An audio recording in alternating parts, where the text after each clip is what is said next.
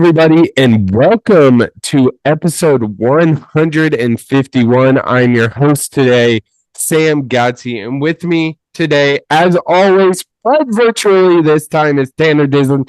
Tanner, your Vikings.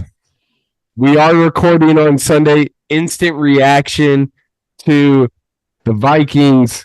Close game with the Seahawks. Looks like they were coming back, but how are you feeling about that win? Sam, I'm feeling excellent about that win. Let me tell you, we've just kind of got into this, I think, funk that, these teams that are 11-2, 12-2, 13-2, that every week, if they don't win by a lot, that then they're labeled as frauds. And I just think that's ridiculous. The Seahawks are a good football team. They're 8-6. They're vying for a playoff spot. They're battling with the Rams for the NFC West title and possibly a wild card spot. And you went into Seattle in rough conditions and you get that win. A couple big plays defensively, the pick to seal it, and then obviously that drive from Sammy D touchdown to Justin Jefferson. I mean, that's a team football win. A lot of things went wrong in this team battles, and it's pretty awesome, man, because we have an interesting scenario in the NFC North and in the playoff picture, which I'm sure we'll get to in a minute.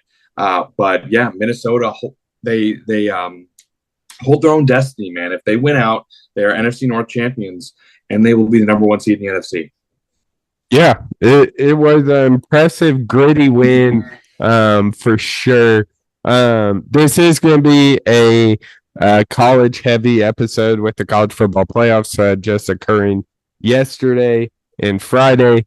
But kind of the headlines coming from the NFL is that big win, and then the Eagles losing today, but obviously not as bad as it looks, but because Jalen Hurts did get pulled, but definitely concerns there. But Tanner, enough of that. Let's hop right into it as we always do on episode 151. Let's talk some winners and losers. Who is your winner of the episode? Yeah, Sam, I got a winner. That it's not a sport being talked about too much right now, but Sam, this one means a lot to me specifically. My winner is going to be my absolute hero, David Wright, because it was announced not too long ago his jersey will be retired this upcoming year for the New York Mets, which just, as I said, it just means a lot to me personally. My favorite athlete ever, my favorite baseball player ever. One of the main reasons I'm a baseball fan, I'm a Mets fan, and I played baseball all my life is because of number 5 for the New York Mets. And that number 5 will now be hung in the rafters. And that's pretty awesome because, Sam, he was on a Hall of Fame track, which just got derailed with injuries and these aren't your type of injuries like, he had a torn ACL. No, he actually got spinal stenosis. Oh. So he was dealing with some pretty intense stuff with his back, and obviously, as I'm sure you can imagine, when you're swinging a baseball bat, there's a lot of torque and stuff going on with that back. So when you have an injury like that, things go south really quickly, and he didn't have too many great years, left in him after that injury. So it means a lot that he's finally getting recognized. One of my favorite moments of all time is the home run he hit in the 2015 World Series at Citi Field. Joe Buck on the call. The captain has gone deep. Gives me chills to this day. But I'm just so happy for David Wright. I love that guy. He's getting his jersey retired on July 19th. So should be pretty awesome. So shout out David Wright. You're my winner. Yeah, David Wright finally getting the flowers he deserves. Obviously, the Mets. He was kind of the face of the Mets for a while there in the late 2010s, late 2000s, early 2010s. So happy to see him finally getting that jersey retired. But Tanner, for me, I mentioned this is going to be a college football heavy episode, and that's where my winner goes. Now, one side could be a winner and one side could be a definite loser. Of course, I'm talking about my guy, Joel Klatt, putting Lane Kiffin in an absolute body bag. Tanner, did you see this? I didn't see what Joe Klatt said, but I've seen what Lane Kiffin said. So yeah, Lane Kiffin in my head. We all know kind of how kind of crappy the first round was, if putting it lightly. And Lane Kiffin, of course, took it to X, and he said, "Wow, way to keep us on the edge of our seats, committee. ... Riveting." So He tweeted that during the SMU Penn State game on Saturday. And Klatt snapback. If your team played half as well as you tweet, you would likely be in. That's it. Body bag. That's it. Body bag. That's it. It's it, man. We've said it so many times, so I don't really want to go into it, but I can sense right now that we probably will, just because it drives me crazy, the fact that teams think because they play in the SEC, they should get in. It drives me crazy that all these SEC teams that didn't get in are like, well, we just won't schedule out of conference then. Ole Miss, you're missing the playoffs because you lost to Kentucky at home. Alabama, you're not getting in because you lost to a Tennessee team that got absolutely boat raced. Like, yeah, make it make sense. It just doesn't. And Lane Kiffin's little crusade for the SEC. Did you see his tweet before the Tennessee game where he tweeted like, "Let's go Tennessee"? Like hashtag. That's disgusting. It was one of the most disgusting. That's disgusting. I mean, like he's got that's a gif of gross. Tennessee fans. He's tweeting, "Let's go Tennessee." This is a team in your conference. That's so nasty. What are we doing here? That's so gross. Now, obviously, for those of you who don't know, me and Tanner are both pretty big Barstool guys. Did you see what Portnoy did? No, what did he do? So he found out Tennessee was kind of invading Columbus, and he's like, "This is not gonna happen. I'll put the beef aside with Ohio State. I'm gonna come support." So he had maize and blue that said "Extend Ryan Day," and then he had a plane with a banner fly over. I saw the plane. I didn't know that was Portnoy. That's funny. That's really funny. Yeah. So that's just funny as hell. But Joe Klatt definitely put Lane Kiffin in a body bag. I mentioned Lane Kiffin could be a loser. Who is your loser? Yeah, Sam. I'm going to head back to the NFL real quick because after today, we had the final blow to the biggest disappointment of the NFL season. I think without question, the biggest disappointment. And that's the San Francisco 49ers. Now, I can go on and on about how disappointing this team has been. All the weapons. I know they got injured. I know. But still, this team has so much talent. There's no shot they should be missing the playoffs. I don't care what you say about injuries. They just shouldn't be missing the playoffs. And Sam, it all kind of came to a head when one of their key additions to that defense, Devondre Campbell, on a Thursday night game, basically said, "No, I'm not going in. I don't want to." That was crazy. So I know this was a couple weeks ago. We haven't gotten a chance to talk about it, but I think it's a perfect way to just say, look, the San Francisco 49ers, man, between the injuries, the play, and you got guys just saying, "I don't want to play football now." Like, that's ridiculous. What an absolutely disastrous season for San Francisco. Fresh off of a Super Bowl trip, and they signed their guys. I mean, Brandon Ayuk got the big contract. Deebo Samuel got it a few years ago. Like, this is an expensive football team built to win now. I know there were injuries, but top to bottom was an absolute failure, absolute disaster. And I don't know. And now you got a big decision because one of the main reasons this team was so good was because they were paying their quarterback less than $1 million. Well, guess what? That's running out soon. So now is your time to win, or you got to make a decision at quarterback. So it's a year that couldn't have gone to waste for the Niners, and unfortunately it did. Yeah, I mean, there were a couple teams like that this year. Obviously, first two that popped into mind are the 49ers. And then I think the other team we got to talk about is the New York Jets. They were too.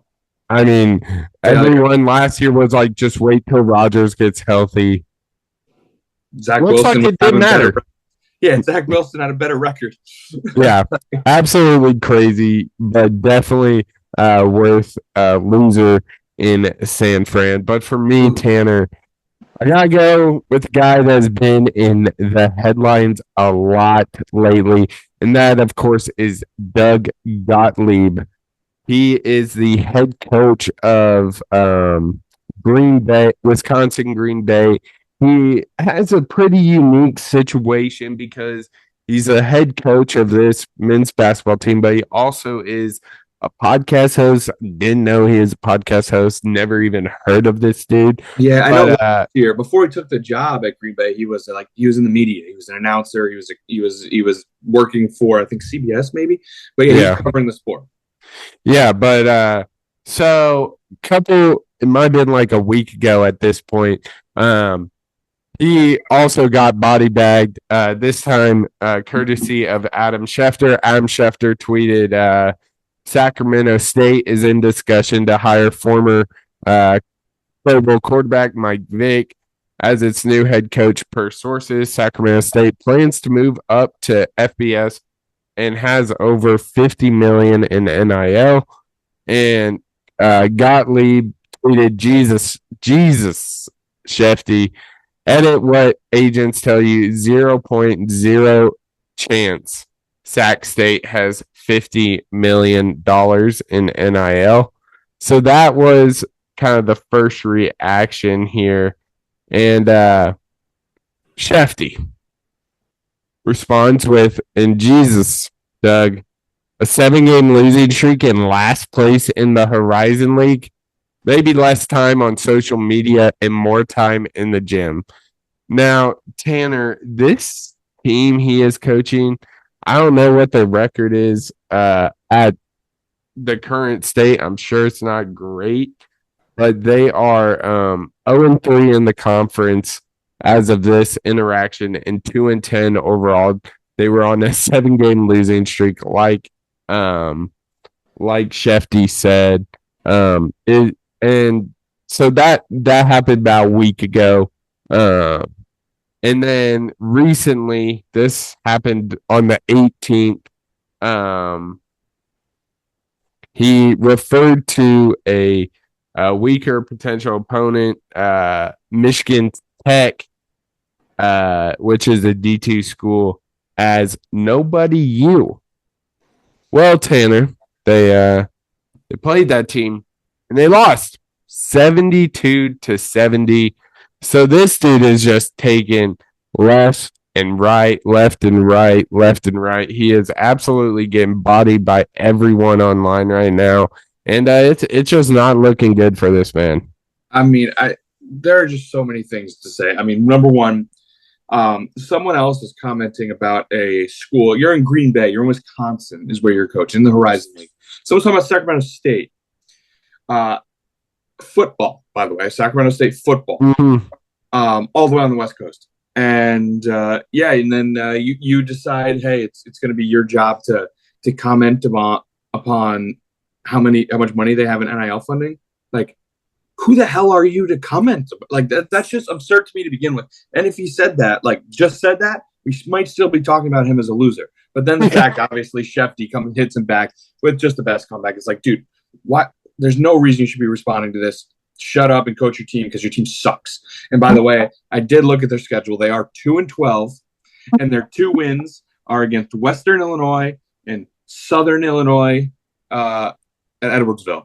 So there you go. Some pretty good wins on the schedule. They are 2-12 otherwise, 0-3 in conference, and then having the gall to say nobody you. Dear Doug Gottlieb, you coach at University of Wisconsin at Green Bay. You are nobody you. Yeah. You are nobody you. Not Michigan Tech, who beat you. Yeah, absolutely. It was funny as hell. But Tanner, let's hop into some NFL talk. We are recording on Sunday. The Sunday night football game is about to kick off. The Cowboys play the Buccaneers. Doesn't really have any playoff. Locked in for his Cowboys. It doesn't really have any meaning to my Cowboys, unfortunately. But this episode will be dropping on Tuesday, Christmas Eve. So stay tuned. But the NFL playoffs are right around the corner. And unfortunately, we've had some teams already eliminated. In the AFC, we have the Jets, the Browns, the Jags, the Titans, the Raiders, the Patriots. Not great, Tanner. Obviously, we kind of already mentioned it, but the Jets. What an absolutely abysmal season around the horn for this team. Brought in, of course, Aaron Rodgers, who, let's be honest here, Tanner, he was a good quarterback. Like, he was still one of the top dogs in the NFL. Had that injury early last season and never recovered. Yeah. I mean, the Jets are in a world of hurt. I mean, you've done so many things wrong.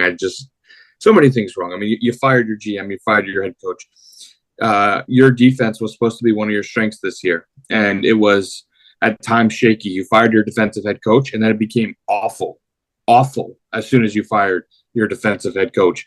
Now, whatever Rodgers is another big issue here.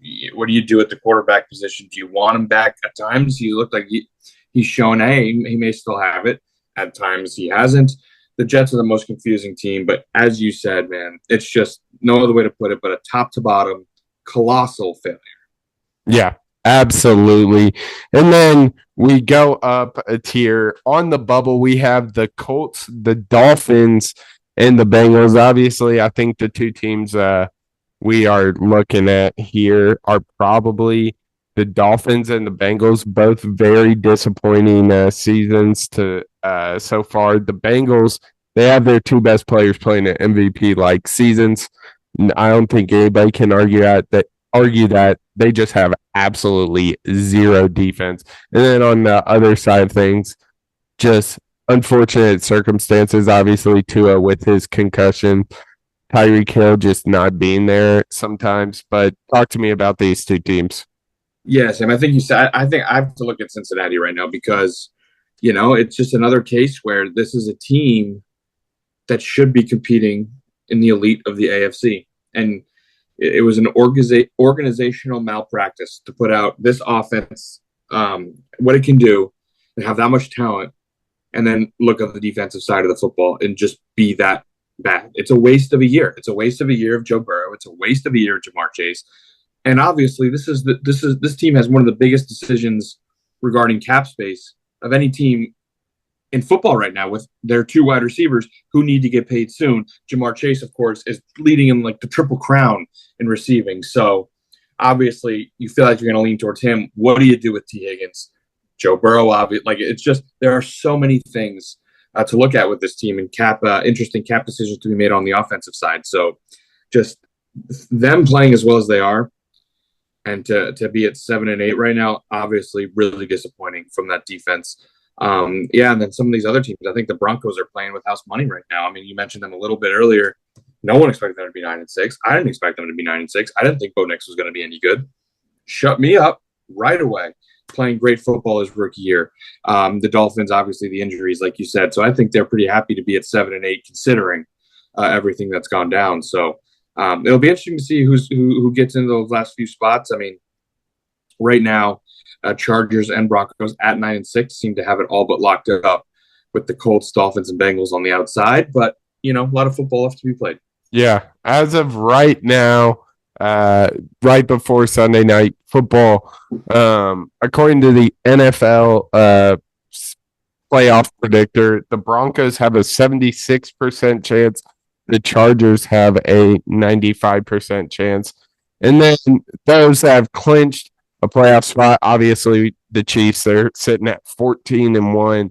The Bills 12-3. Steelers, Texans, and Ravens. Ravens have the fifth spot, kind of have slid these past couple weeks. Tanner, we mentioned them being kind of the top dogs of this NFL, have had ups and downs all season. But talk to me about these teams. Who are you looking at? And any surprises here? Yeah, I mean, there are a couple of things. Obviously, we've talked about the Ravens at length. They have the talent to be the best team in football, and I think they have been the best team in football at times this year, figuring things out. It's been a problem with Baltimore in the past, specifically in the playoffs, but that'll be interesting to see. I think Chiefs and Bills. Obviously we've talked about the Chiefs like devil magic or whatever, but I think we expected the Chiefs and Bills to be up there. It's the Steelers that's the big surprise. It's the Texans, who, I got to be honest, I penciled them in to win the South. I think they should be happy about winning the South. 9-6, I would have had them at a better record. Yeah. I think, but obviously they've been fairly injured as well. Diggs out for the season. Tank Dell with a gruesome injury on Saturday, out for the season. So, injuries have definitely played a role with Houston as well. And Nico Collins has been out for a little bit too. So that wide receiving duo that was supposed to be, some of the best in the league, definitely getting injured. But Houston, I think they'd only be mildly disappointed if you told them that they'd be 9-6 and the worst of all the division leaders right now. So, but yeah, I think the Steelers are the surprise, and then the Bills and Chiefs, obviously top dogs in that conference. Yeah, it seems Josh Allen is playing out his damn mind since getting engaged to Haley Steinfeld. I mean, can you blame him? The way people were saying Taylor Swift would influence Travis Kelce play is exactly what Haley Steinfeld and Josh Allen are. He is absolutely killing it these past couple weeks. So I'm really interested to see if the Bills, once the inevitable happens and we see a Bills Chiefs matchup, is this a year Josh Allen finally takes over that realm over the Chiefs? I'm excited. I hope that matchup happens. It's always one of the best games in the playoffs. So looking forward to that. But let's flip to the other side of things. The NFC, we've had a couple teams that have been eliminated since like week 5. The Giants, of course, the Panthers, the Bears, the Saints, and the 49ers, the Cowboys, and the Cardinals. The Cardinals actually just got eliminated today with a surprising loss to I believe it was the Panthers today. So, I mean, I think you kind of already mentioned the 49ers, but Cowboys, another team ridden with injuries all season. Dak Prescott going down. As much as I hate on him, he's better than Cooper Rush. I hate to admit that, but and then just across the board, it seems like we've lost a ton of talent. It seems like the only guy that has stayed semi-healthy this year is CeeDee Lamb, which is kind of frustrating. But yeah, any other teams kind of popping out for being already eliminated? Yes, and there are a few teams I want to talk about. First off, the New York Giants. The season is going exactly to plan for the New York Giants. No, I mean they with the Raiders beating the Jaguars earlier today, the Giants now have the number 1 overall pick, and that's exactly where they want to be. Next team I want to talk about, Sam, one right above them, the Carolina Panthers. You know what? It's about time someone talks about these Carolina Panthers, because they were on a fast track to be the worst team in the NFL. Yeah. And all they've done since then is just competed and played decent football. I mean, they started off 1, 2, 3, 4, 5, 6, 7, 8. They started off 0-8, then they beat the Saints. No, is that bad? Yeah, they started off 0-8, but then they beat the Saints, they beat the Giants. They lost to the Chiefs by 3. I remember that game being a pretty close one. Lost to the Buccaneers by 3, Eagles by 6. You remember if Xavier Legette made that catch? Yeah, they win that game, and now they just beat the Cardinals, putting 36. On Arizona. So this Panthers team, I would say this season is going exactly to plan for them too, because they're clearly need the high draft pick, but Bryce Young has played pretty good football since he was reinstated after being benched, and they've won a few games. They've competed in a lot of games. I think they're on the right track, Sam. And then the other one I want to talk about is the Chicago Bears. What an insane season for this team. Obviously, we know the whole Eberflus, bad coaching, all that aside. This team was one Hail Mary away from improving to 5-2 on the season, Sam. Yeah. Lost on that Hail Mary, dropped to 4-3, and here we sit. They're 4-11. They have lost 9 straight in Chicago after starting 4-2. So, yeah, absolutely. But with Bears, I mean, we all know how the Bear franchise has been the past, well, since Jay Cutler left the team, honestly. Uh, you'd like to see what Caleb Williams did this year, but you know that team's going to somehow screw it up. So that's going to be an interesting story to follow for sure. But let's move on to kind of the on the bubble, and in the hunt kind of teams. We have the Falcons, the Seahawks, who put up a hell of a fight against your Minnesota Vikings today. The Commanders, the Packers, the Buccaneers, who are playing right now, and the Rams. Tanner, obviously a lot of talent in this group. The Buccaneers, the Rams, Packers, the Commanders, all those teams were kind of teams we at the beginning of the year were like, oh yeah, they're for sure gonna be in that playoffs, no ifs, ands, or buts. They're on the bubble right now.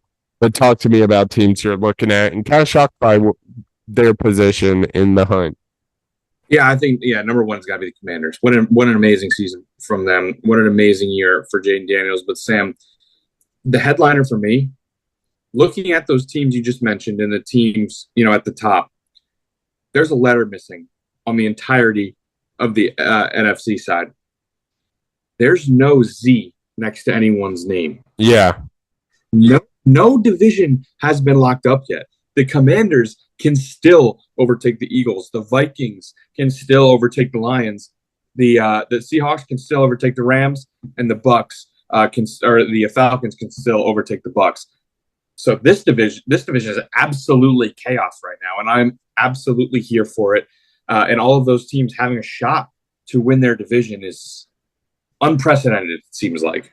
Yeah, I mean, usually this time of year you have a pretty good sense of who is going to be in that playoffs. I mean, just looking at the NFC North,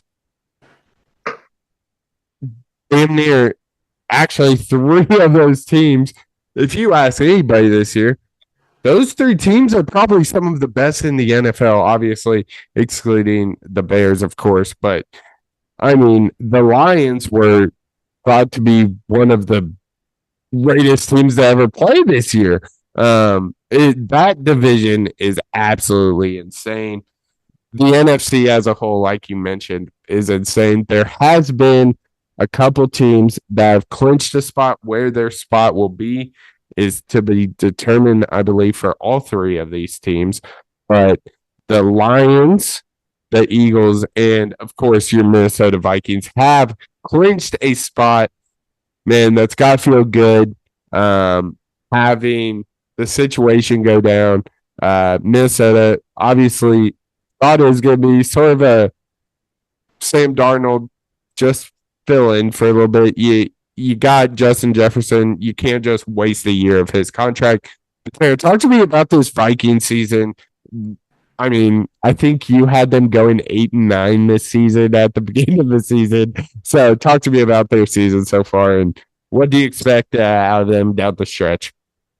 Sam, it's impossible to put in the words, or it's impossible to put it into words because, you said I think their preseason over/under win total was 6.5, which I would have gone over on that. Obviously, I had them at 8-9, but also in that I had them starting off like 0-6 and or 0-5, and guess what? They started 5-0, and to start the season with wins over San Francisco, Houston, Green Bay, right off the rip there. That's when this very quickly was like, oh man, this team might be really good.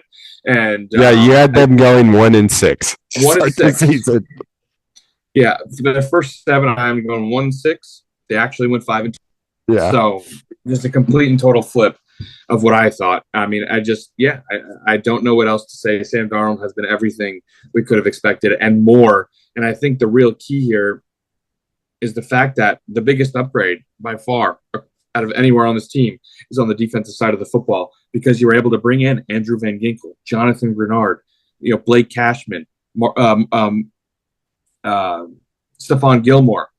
Shaq Griffin. All of these guys are making money, Sam. They're seasoned NFL veterans. They're people who get paid decent amount of money to play the sport. You can do that because you're not paying your quarterback a gajillion dollars like you were when Kirk Cousins was under center. So all of this stuff, man, it's just you have so much roster flexibility when when you have a quarterback who's not making a ton of money, and when he's playing at times like an MVP, that's just gravy on top. And of course, we have to shout out Kevin O'Connell and what a job Kevin O'Connell and Brian Flores. What a job they've done with this team.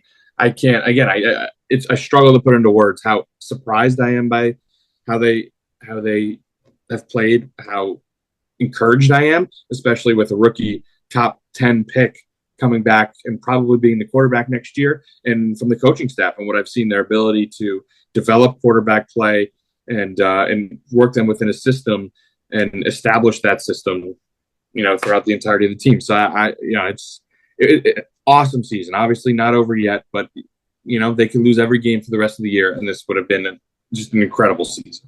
Yeah, absolutely. I don't think anybody predicted this, but obviously a conversation that every Vikings fan is having. What do you do with the quarterback situation next year? Obviously, like you said, live football to be played this year, but you got to make a decision right now. Where are you going? Are you going away from Darnold and trying out JJ, or are you riding with Darnold going into next season? For me, I'm staying the course. The course was always Sam Darnold is going to quarterback this team for a year because, like you said, you cannot waste a year of JJ. You cannot waste a year of TJ Hawkinson and Jordan Addison. You can't waste it. But JJ McCarthy's in waiting, and I think you have to stick to that plan. Now, Sam Darnold has been awesome. I fully trust Kevin O'Connell. Like I think a full year with a quarterback to really learn the system, get the reps in. I think you stick with the plan. You go with the rookie, all the talent in the world. I think you do that. And Sam Darnold, I will always love you as a Minnesota Viking legend. Go make your money. You'll get paid a ton of money to play quarterback for the Titans or the whatever team, and it'll be great. You'll get your money, and we'll go with JJ. I still think you got to stick to that course. Yeah, I think you nailed it on the head because, like we have mentioned multiple times, this wasn't expecting to happen. We'll see what the front office thinks of that situation. But anything else on the NFL season so far where everybody's looking coming into this playoffs? Sam, I can't stress enough how awesome it's going to be with all these divisions not decided yet. I mean, I mentioned next week the Packers go to Minnesota. And obviously a heavyweight matchup there. Green Bay has yet to play. They play the Saints, so I think they're going to win that. If they win that, they'll be 11-4. Minnesota 13-2. It's a heavyweight matchup, and then if Minnesota wins that, then they'll play against Detroit. And that game will be not only for the North but for the number 1 seed, and that's just must-see TV. Not to mention the Commanders hot on the Eagles' tail, the Falcons with Michael Penix, who looked good today. Costly mistake, but nonetheless.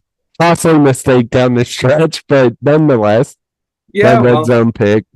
Yeah. I hate to see it.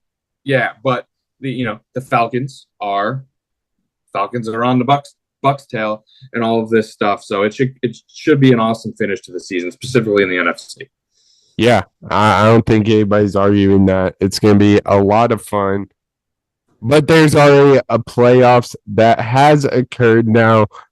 Of course, I'm talking about the CFP. But before I kind of get into that, Tanner, I want to get your opinion on something. The transfer portal opened up, I want to say last week or the week before, within the last 2 weeks. There was a name that entered the transfer portal that made huge waves. Obviously, guys transfer bowl games, sure, whatever. Penn State's backup. Yes. Tribula entered the transfer portal with his team playing a first round game obviously got to be a red flag if you're the college football committee. Is there a way to fix it? How do you fix it?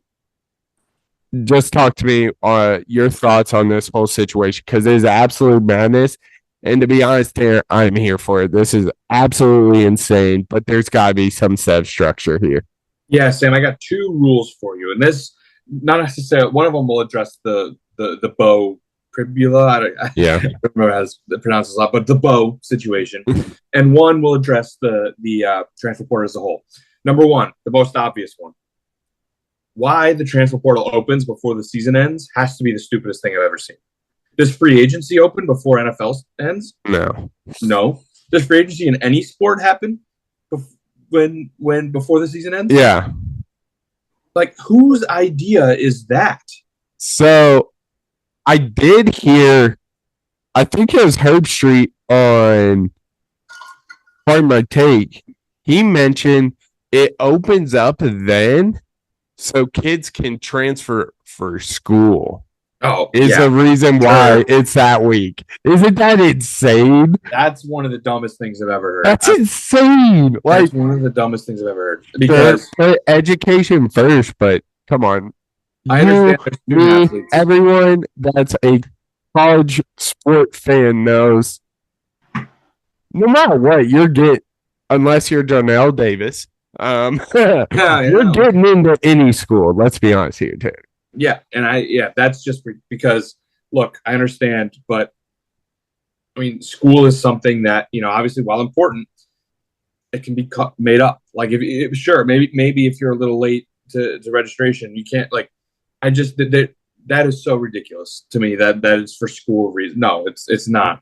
It's so stupid. So yeah, I that's ridiculous. But that's my number one rule. Is just that, look, you can't transfer out until the season's over. I think that's a no-brainer. Yeah. And then number two is you get one freebie. You get one transfer where you can just go and play. Then the old rules apply. After your first transfer, then you have to wait out a year to transfer, which is you can still do it if you really want to. I'm not keeping you from it. There's just a penalty for it now. And I think that's the way to go. You can transfer once. I get it. It happens. It's part of the game. That's fine. But the second transfer, you need to sit out that year. And I think those two rules fixes so much in the college football landscape right now. And that's it. Just two. Those are pretty common sense rules, Tanner. Like, it's not you're some genius that came up with this grandiose idea. Don't have the transfer portal open till after the season and penalize the guys that have gone from. I can't remember the player's name. He transferred from Penn State this year, but he has a Georgia tattoo, and he transferred to USC. It's just so crazy. He went from Georgia to Penn State to USC in 3 consecutive years. Another guy that pops up into my mind, TJ Finley. He was how many schools has he played for? I mean, I think he's on his 5th or 6th, I swear.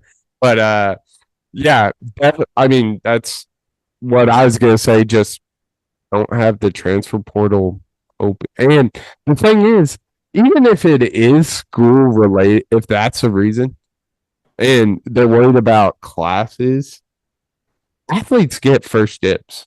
Athletes get first dibs all the time. Like, it's just it's not like they're gonna not have a class, because it's just a really stupid way. Yeah, no. But it's a stupid way to keep it open, so you can get the bidding war, so teams can get in and try and pry people away. Yeah, and I guess kind of 2.5 rules, because the third thing, the thing I'm about to say, is not as concrete as the other 2 rules, but you also need to do something about tampering. Yeah, that's a big issue. Yeah, absolutely. You need to have stronger tampering. Yeah, I mean, I know just being on Arkansas sports Twitter, like immediately when the transfer portal opened, at least 10 guys from Arkansas transferred to Ole Miss. Yeah, coincidence? I don't think so. Yeah, that's sketchy. And I think there was a report that came out when Rocco Beck said he was coming back to Iowa State. Report came out, it's like, yeah, many schools reached out. It's like, Yeah, what? You I did can't do see that too. That's not allowed. You can't do that. They Yeah, should be penalized for that. yeah, absolutely. But it's a crazy time in college football. I mean, one last thing before we get into the nitty gritty of these games: more opt outs. Fan, or should they stick it out and play? I mean, I'm not a fan. I always want to see the players go out and play, but I get it. I get why. I get the opt out. I'm usually not one who's like, oh, he quit on the team. Like, that's not me. I don't think that. I think they need to do what they need to do to ensure their future, and cash in on a particular skill set that they were blessed with, and you absolutely should and have the right to do that. But I wouldn't say I'm a fan. I like it. I like it when the best players play, but I'm not as as big of anti of it as others are. Yeah. But I think the transfer portal issue is definitely issue number one. Yeah. On my list, with opt outs a little bit lower. 100%. I'm totally on the same wavelength as you. Doesn't suck, of course, but like Travis Hunter, why in the hell? Yeah, I know. I'm pretty sure he is playing. I heard that from Dion. Like, good for him. I love that, but I'm pretty sure Cam Ward is not going to play in the Pop-Tarts Bowl. Yeah, and why would he? Believe it or not, one of the best quarterbacks in college football is not with a hope to go to the NFL is not going to play in the Pop-Tarts Bowl. It's crazy. It's crazy. I know, but you ready to talk about these absolute bloodbath of the games? I am. I'm ready. Let's hop right into it. Kicked off Friday night. It's beautiful, Tanner. Having home field games, first round, and they kicked it off in South Bend, Indiana, a rivalry. Just because they're both in the same state, but they haven't played since 1950. But the score shows a different story. But Notre Dame kicked the shit out of Indiana, 27-17. They did, Sam. And you know what? The reason they did was because their defense was unbelievable in this game. Indiana had 3 points heading into the fourth quarter. They were completely held in check all game. Indiana, like the final score says 17, 14 of them came, within the last 5 minutes. Yeah. They did recover an onside kick. So maybe that's something Notre Dame needs to get better at, onside kicks. But yeah, like you said, this game was dominant, and Notre Dame's defense was very, very good. And Indiana had 3 points for most of the game. So my takeaway here is this Notre Dame defense is real. And they're going to need to be, of course, going into the quarterfinals. So yeah, I think for me, this game kind of went how I thought it would. I think Notre Dame was the better team. I still can't really wrap my head around that Northern Illinois loss. It's just like Notre Dame has just been a different team every other game this year, except for that game. I don't know what happened. But yeah, Notre Dame expected to win, favored to win, did win, and did so in rather dominant fashion, even though the score doesn't say so. Yeah, Curtis, I'm going to butcher his last name, but is it Rourke? Rourke. Yes. Rourke. He was one of the best quarterbacks in the Big Ten this year. And he looked so unbelievably uncomfortable. And like you said, Notre Dame's defense absolutely put on a show behind that South Bend faithful. It was rowdy. It was freaking awesome. I loved it. Yeah. No, but this gotta be it. Karma's a bitch. Kurt Signay with his comments. Yeah, he was. Yeah. Look, I like wild statement. I like Kirk Cignetti. I think it's awesome that Indiana, had a great season. I was rooting for them in this game. But, yeah, let's bring it down a little bit here. Kurt, obviously you made it to the playoff. That's awesome. You had a great season. That's awesome. Um, at least just acknowledge the fact, or at least internally acknowledge the fact that, hey, I probably shouldn't run my mouth because we didn't play anybody this year. And the one person we did, we got smoked. Yeah. Yeah, it was funny.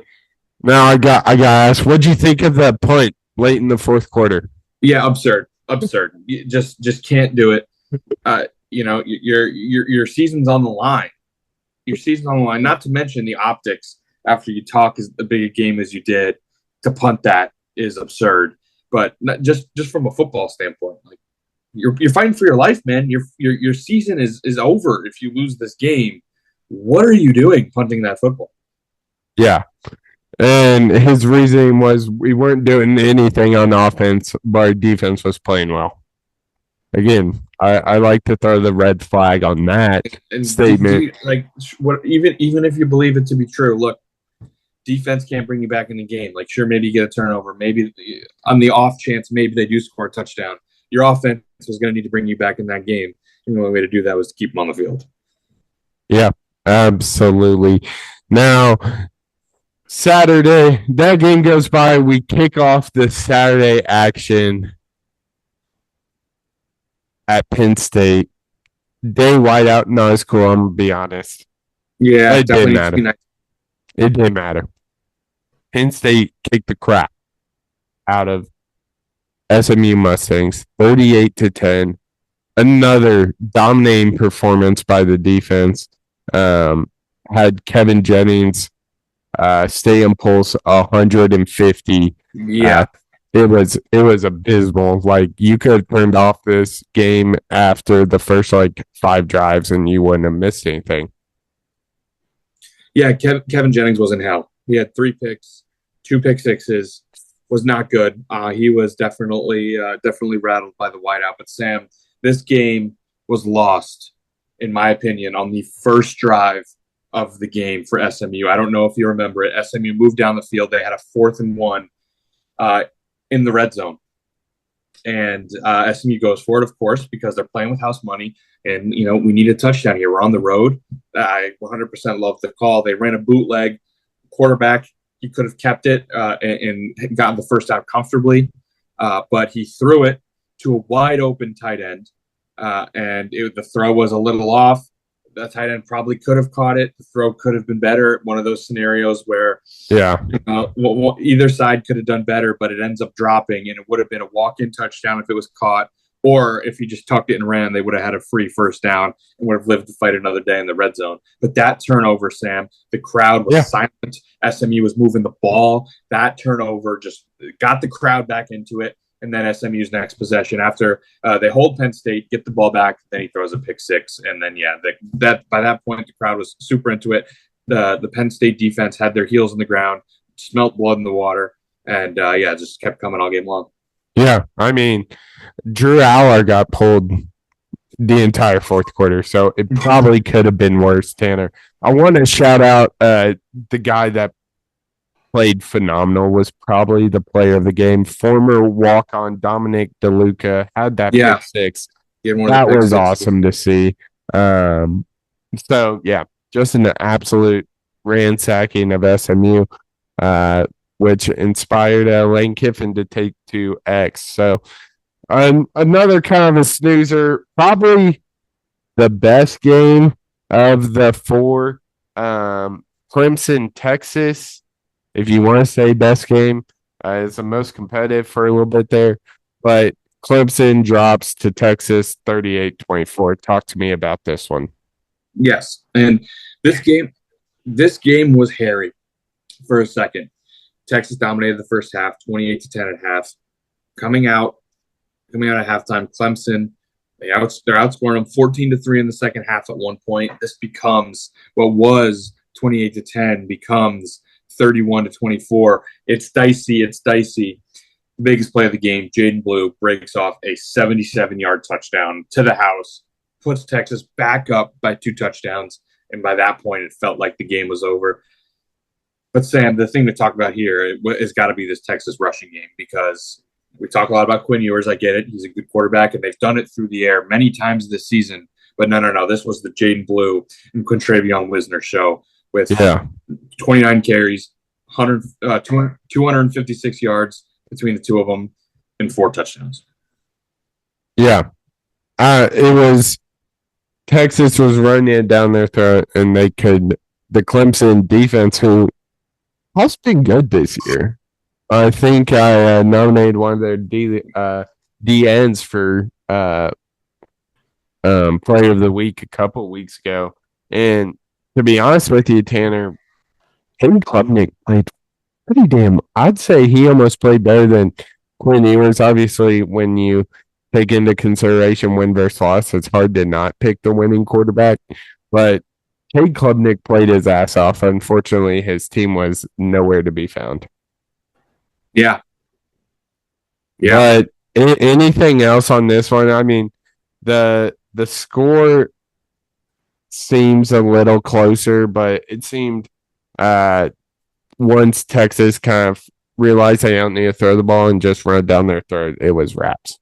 Yeah, no doubt. And Sam, we do have big news, actually, damn near breaking news, that Clemson has gotten a transfer.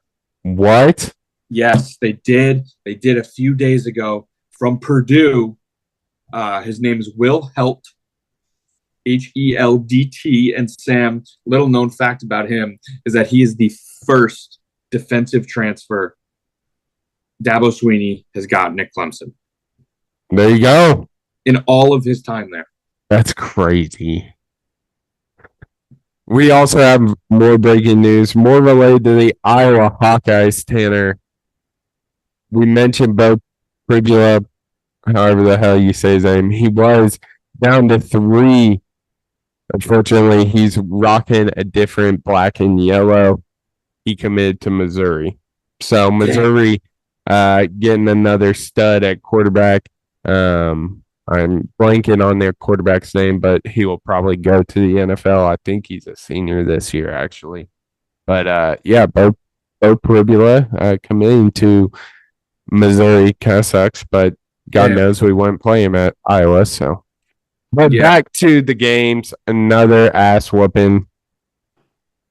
Ohio State coming off of what you said was the worst loss in rivalry history, maybe Ohio State history. They come out and they put belt to ass and just wallop on Tennessee. 42-17. I think that's the only way to say it, Sam. Belt to ass. This was. I mean, from the first kick, this was belt to ass. I mean, look at the team stats. 473 yards for Ohio State, 256 for Tennessee. This was just dominant the entire game from Ohio State. 21-0 in the first quarter. I mean, literally from kick to the final whistle, this was Ohio State dominance. They came out hungry, which again, this is the Ohio State team, man. I think I may have said it that somehow I thought Ohio State was a little underrated throughout the season because they did lose that game to Oregon, but we just kind of forgot about them. And then they go out and lose to Michigan, and I'm like, oh my gosh, like that's the worst loss. As I said, the worst loss I've ever seen, and maybe in college football history. And then they come out and they look like this, and it's like, this is the team everyone thought we would see. And how that team lost to Michigan, I have zero clue. But man, they just showed like, hey, that was an embarrassing loss, but all we can do is just come out and play our game. And holy crap, did they dominate? Yeah, I think this is Ryan Day coaching for his job. I think it's ridiculous that is a circumstance, but if you keep losing to your biggest rivalry, people start to get upset. And in a heated rivalry such as Ohio, probably I would argue the most heated rivalry in college football, Michigan, Ohio State, and losing that time and time, people start to get pissed no matter what your record is at the end of the season. But what a hell of a performance for Ohio State. Just absolutely dominating. Like this one, you can kind of say there was a time SMU could have changed things. There's a time Clemson could have changed things. There's never a chance in hell Tennessee was going to ever win this game. That's it, man. It's like looking at all these games, Penn State, SMU, we kind of knew that one might get ugly. Notre Dame, Indiana, we knew that one might get ugly. This is the game that we're like, oh, this is the capper, baby. Let's go. And this one was the worst of them all. It was just straight domination. Yeah, absolutely. But we head into the second round, the quarterfinals, with some interesting matchups. So let's talk about that. So kicking off on New Year's Eve, the Fiesta Bowl, Tanner, we have Penn State, Boise State. Then New Year's Day, we have Texas, Arizona State, Oregon, Ohio State, and Notre Dame, Georgia. Out of those four matchups, what matchup are you looking forward to most? I mean, the answer is obvious, isn't it? I mean, that Ohio State Oregon game, a rematch of a game decided when Ohio State was on the fringe field goal range. Will Howard decided to tuck the ball and run, didn't get down in time, and time ran out. That was a really close game. Obviously, Oregon's been the best team all year long. Ohio State just absolutely. I'm going to use it again. Went belt to ass on Tennessee. So it's hard. I mean, right now, is there a team other than those two like that? The winner of that game might be favored to win the entire thing. Yeah, I mean, how can you not be? Oregon. I mean, we've said on past episodes have been the most consistent team all year. Ohio State beating the shit out of Tennessee. So obviously that's the one we're looking at. I think Texas is gonna blow out Arizona State. I think Penn State is gonna that one's gonna be probably the second most interesting in my opinion because I think Jonte has a little chip on his shoulder for not winning that Heisman. Now Penn State's one of the best defenses in the country, so it's going to be interesting. We haven't seen Jonte. Excuse me. We haven't seen Jonte play a defense even remotely close to this, so seeing how he does there, and then I would have loved if Carson Beck was 100% healthy. I don't know if that helps or worsens Georgia's case, but I think that's going to be a heavyweight matchup. It's going to probably be like 9-3 at the end. That's going to be some physical football. Yeah, absolutely. But Tanner, obviously these matchups, I mean, Oregon is number one, and they play Ohio State, who is an 8th seed. Obviously, we kind of talked about it last episode. The seeding isn't really where we think teams should be. Like I think we disagreed a little bit, but we both agreed there should be some reseeding in some capacity, and I think this is perfect evidence of this. I mean, I firmly believe Ohio State should not be playing Oregon, and but what are kind of your thoughts on that? Yeah, the way they currently have it is like, I don't want to call it a disaster because I love college football and these games are going to rock because college football rocks. But it's a little bit of a disaster because when you look at it, you look at the Big Ten championship, for example. Penn State lost that game. Penn State's playing Boise State. Oregon won that game. Yeah. Oregon is playing. Makes no sense. That doesn't make any sense. And again, we could talk about, do we think that the teams in one division shouldn't have a bye? Whatever. I'm fine if you don't want to give them a bye. I'm fine if you do want to give them a bye. But if you give them a bye, you absolutely have to reseed. You just have to. Yeah. Now, what's unique about this, though, because in this scenario, reseeding, like based on their seeds, not their ranks, doesn't do anything. I mean, we get the same matchups. Mm-hmm. So I think you need to reseed. Like, if you want to give the top 4 seeds to the division winners again, give them that bye, reward them for their winning their conference. Totally okay with that. Then after that, you got to reseed based on rank because this can't happen. Yeah. This can't happen. I think this is where I think the conference should be like the conference should that's how you reward. The reward should be the bid.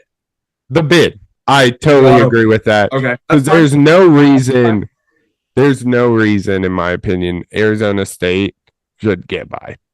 Okay. Like, yeah, I totally get that. I think if you want to give them a little extra gravy on top, I'm fine with that. But true. You just can't do it. You cannot have Oregon or Ohio State playing right now. You just can't do it. And it's going to really suck when, one of them gets knocked out and, we're watching Penn State waltz their way into a semifinal appearance because, because they lost that game and now they're playing, SMU and Boise State. Yeah, absolutely.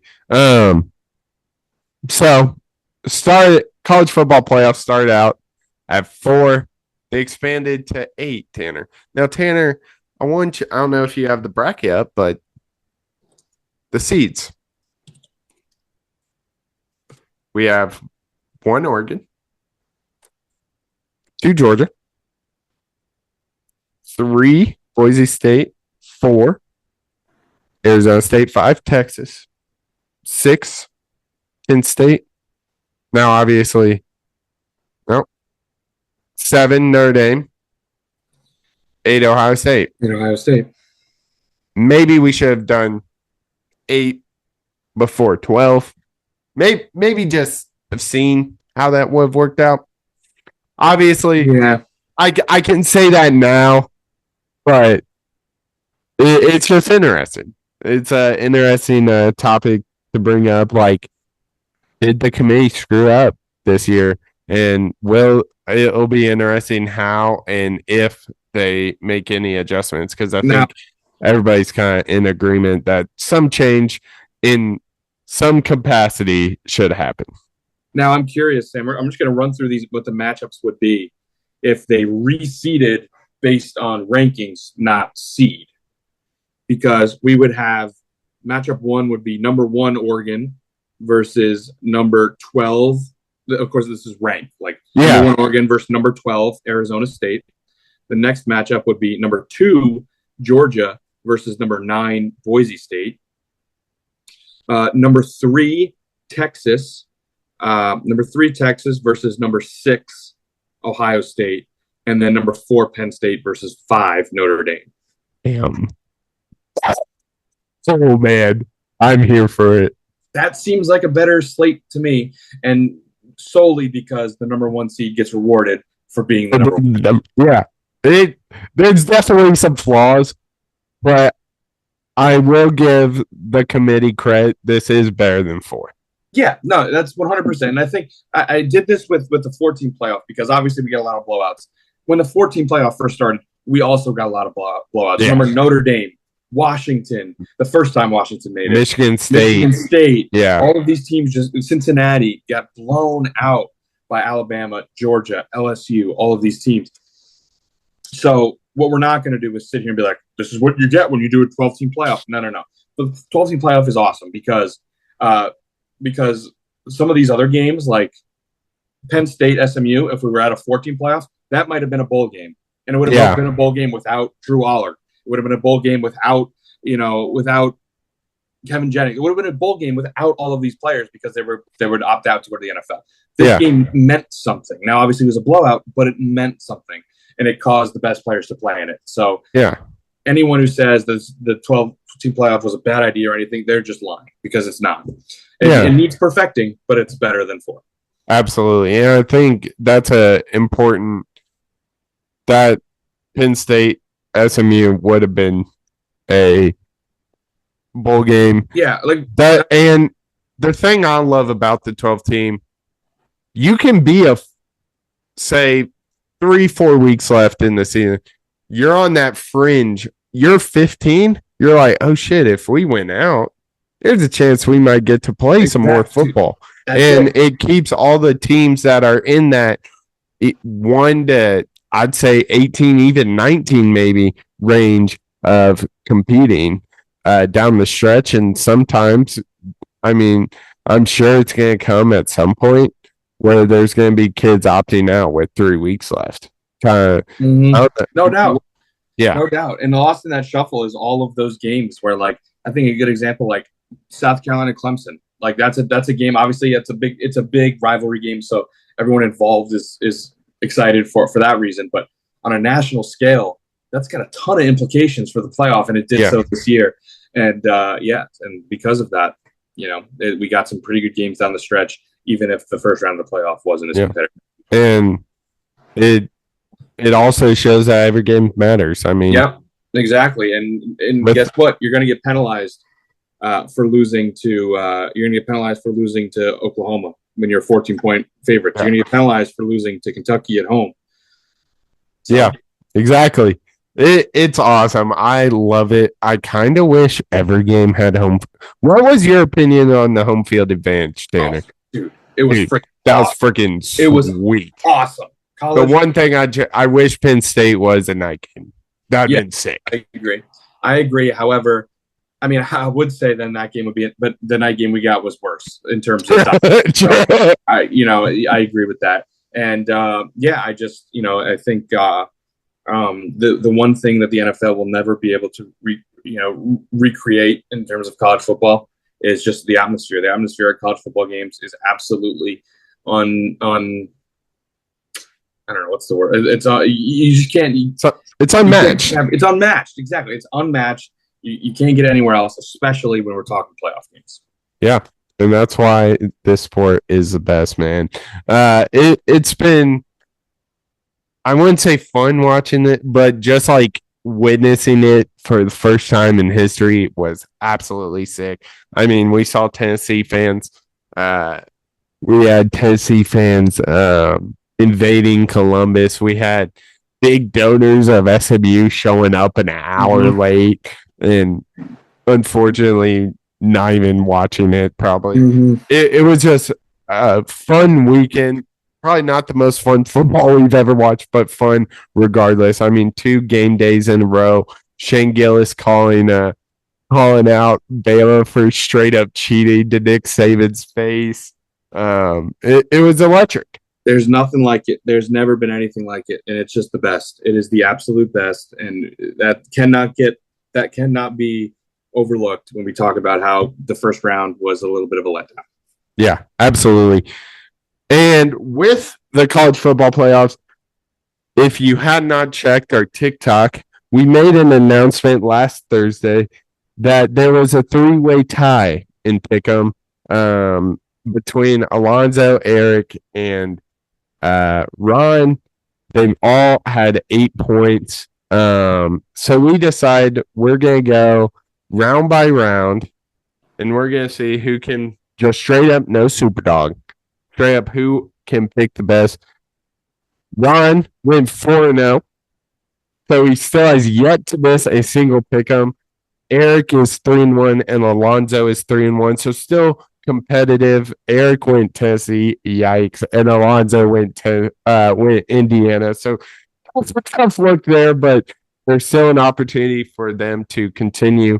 So the next 4 are going to get picked, and we'll update y'all on that. And then as for us two, Tanner, you kind of kicked my ass. I'm not gonna lie. We stopped on championship week. You went 84-35 this season. That's not a bad year. That's not a bad year from the boy. 8-7 in Super Dogs, 106 total points. I went 66-45. 6-8 in Super Dogs, 91 total points. So shout out to you, man. You had it. Yeah, it was impressive. I think you got 10 3 times this year, which is pretty damn impressive regardless. But so stay tuned for that. But Tanner, any last thoughts on the college football playoffs, man? No, I think I've said it a few times. I just really think we need to as a fans of the game, we need to, instead of looking at it and being like, well, this is what happens when you expand it, this was ridiculous, find ways to make it better. And I think all of these things that we've thrown out based on seed or possible reseed are ways to do so. Because I think we all agree the way it sits right now is imperfect, but better than 4. Absolutely. And who knows? and Arizona State could pull out the shocker and That's upset Texas. We don't know because it is college football, and that is what makes this sport great. I mean, I was going to say, let's not forget Texas saw a 21-point lead fall to 7 in the second half against Clemson.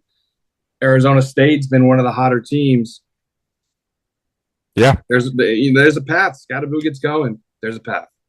Yeah, absolutely. It's going to be fun regardless. But that's going to wrap it up for episode 151. We talked about a lot this episode. It's been a couple weeks. Winners and losers. We talked about the NFL playoff picture. Talked a little bit about Tanner's Minnesota Vikings and my poor Cowboys. And then, of course, we talked about the beloved college football playoffs, the problems with it, the transfer portal, all of that. Provide y'all with a pick'em update. But you can follow the podcast on Instagram, TikTok, and X at crunchtime_pod. This episode will be dropping on Christmas Eve. So for all those who celebrate, have a Merry Christmas.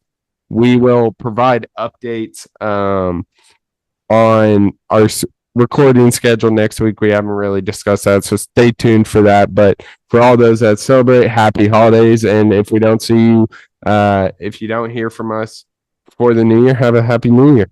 Yeah, absolutely. Also want to throw in there, Hanukkah starts on the 26th. Sam. There you go. Shout out there as well. We're all inclusive here on Crunch Time. Of course.